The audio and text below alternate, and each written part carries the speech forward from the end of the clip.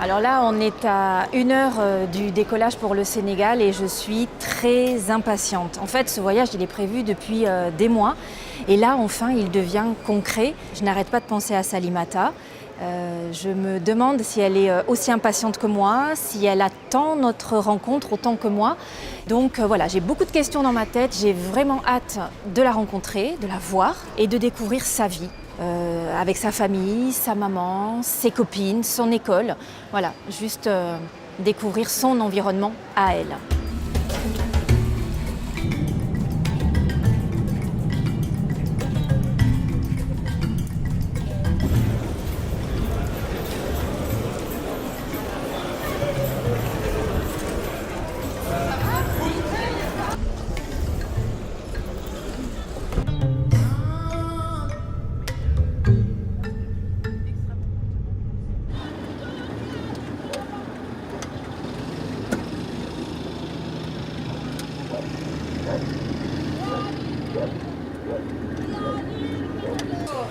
Voilà, ça y est, tout le monde est arrivé.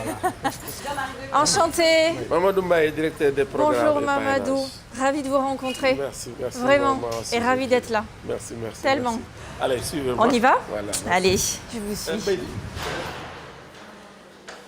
Nous allons tout à l'heure vous faire signer la politique de protection. Vous savez, c'est des mesures, des précautions que nous prenons.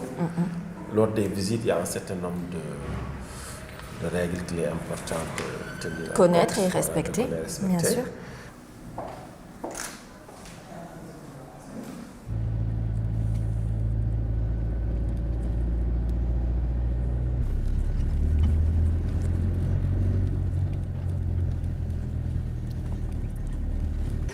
Bonjour. On peut reconnaître le visage.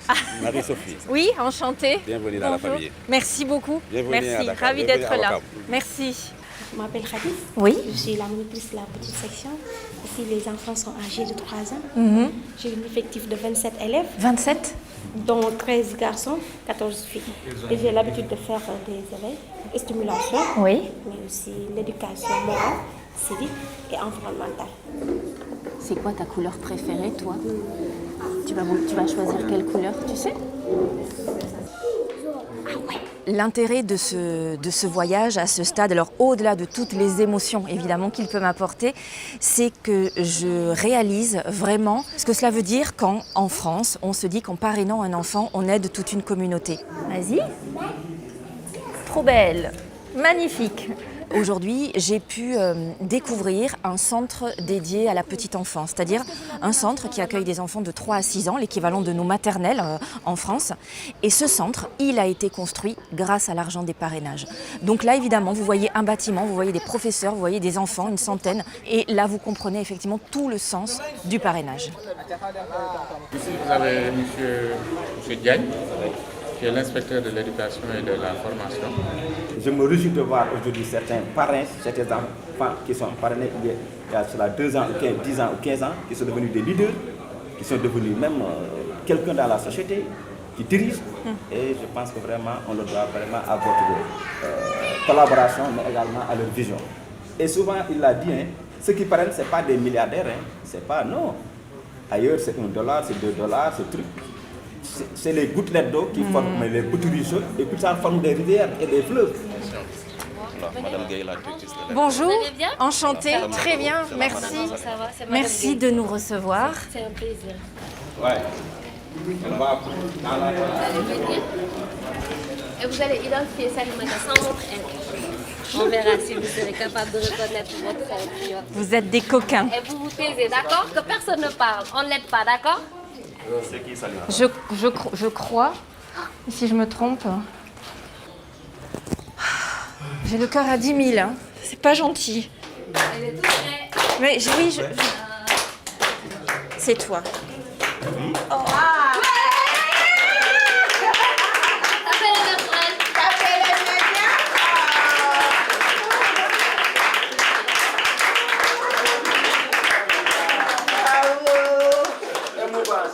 Bonjour.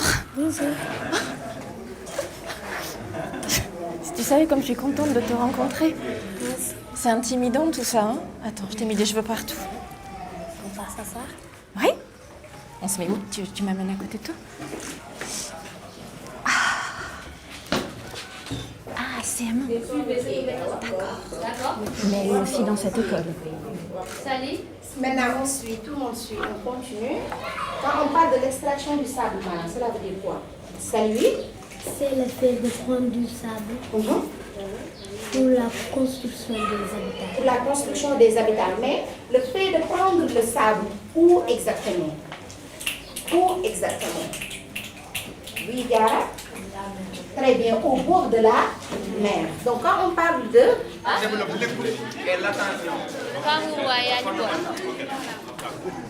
J'ai l'impression qu'ils sont tous très gentils ici dans cette école. Elle me considère comme c'est moi, sa fille. C'est vrai? Sa fille. C'est important ça. Et ça te donne envie de bien travailler. Allez, je te laisse retourner avec tes copines. Alors, ce que je retiens de cette première journée, évidemment, c'est ma rencontre avec Salimata. Je l'attendais depuis des mois. En plus, ils ont été un peu taquins, puisqu'ils m'ont demandé de la reconnaître dans sa classe. Mais quand je l'ai reconnue, spontanément, elle s'est levée, elle m'a couru dans les bras, on s'est serré très fort. Et c'était juste intense, c'était très fort, très puissant. Et franchement, je souhaite à tous les parrains et les marraines de pouvoir vivre ce moment un jour.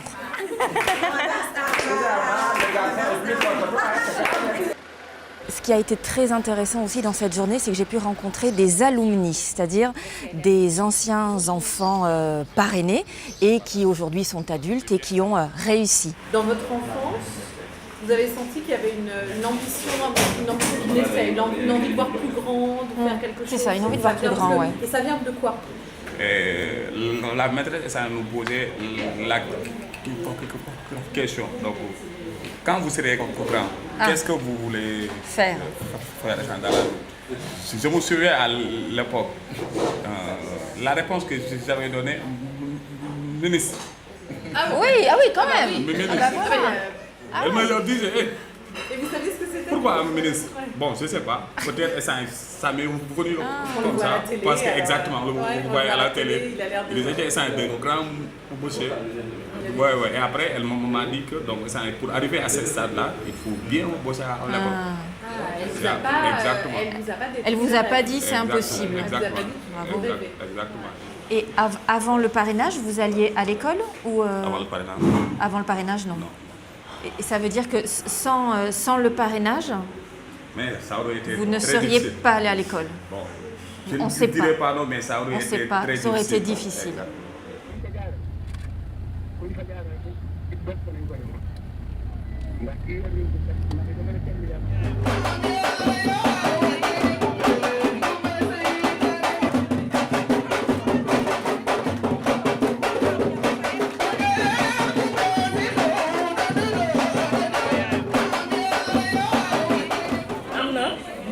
Il y a du maïs, Combinaison. il y a du mil, il y a de l'arachide, Arachide. il y a du niébé, vous connaissez? Il y a aussi du riz. Il y a aussi du riz. Donc c'est bon Et pour tout les ça? bébés et les personnes malades. C'est cultivé, elle récupère Il y a jigéen bay. et elle... Non, elles achètent. Voilà, elles vous achetez achètent. et vous C'est préparez. seulement la transformation D'accord. céréalière. Et ça, c'est vous. Bravo à toutes. Je suis là aujourd'hui en tant que jeune leader et je porte le mot des jeunes, l'argent que vous versez pour elles.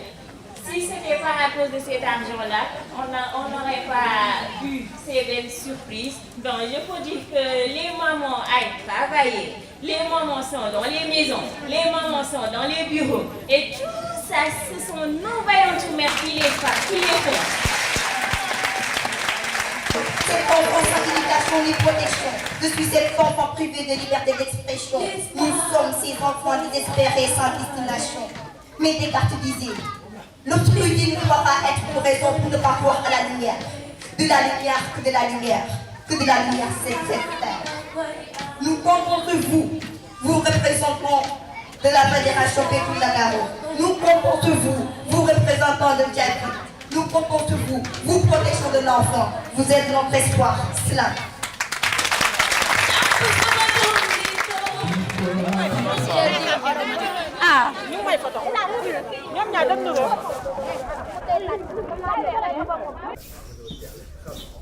Moi, je m'appelle Ndeye Narbé. Je suis la responsable genre de l'inspection d'académie. D'accord. Je suis le point focal du projet.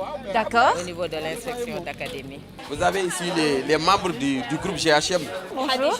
Et Khadija. Bonjour. Il y avait des époques où quand l'enfant, l'adolescente a atteint le cycle de menstrues, elle ne fréquentait pas l'école. C'était pratiquement une honte. Vous avez mis la main à la pâte pour qu'au niveau de ces écoles-là, nos enfants puissent bénéficier des blocs qui sont vraiment des blocs à la norme. On va enlever d'abord. 2, 3.